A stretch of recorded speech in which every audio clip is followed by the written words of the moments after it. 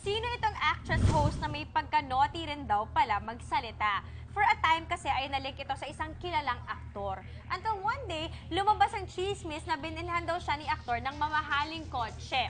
When asked kung confirm ba ang balita, eto ang sagot niya. Mars and Mars Rochelle. Yan. Action! Uy, actress host, balita ko binilang ka ng bagong kotse ha. Ano naman ginawa mo para ma-deserve yan? Alam mo na, blip-blip din pag may time. Oh, ano kaya yung blip na yan? Blip-blip na yan! Kilalanin natin kung sino siya. Here are the clues. Kilala mo na agad. Favorite ko talaga to.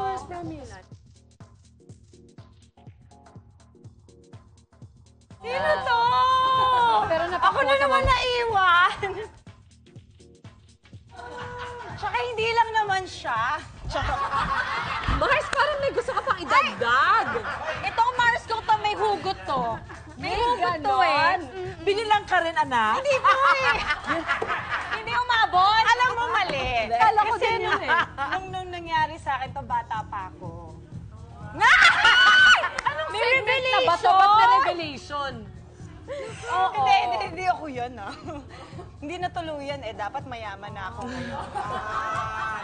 Nung nagkaedad ako, naisip ko sayang. Baliw. Hindi, Dapat joke pala. lang, joke lang. Mars, ikaw Mars ha. Ayun naman. Ibig sabihin, work mo din kung ano yung binibigay sa'yo. Nothing in life is Trabaho free. din. Yan. Tsaka kung binigay naman, di tanggap-tanggap lang. It's a din. gift. Oo, Oo. bakit di maaayaw? Gift. Eh, di pag binawi, di balik. Correct. Di po ba? Ayaw ni Hillary Clinton. Ah, may ganon. Kakaloka!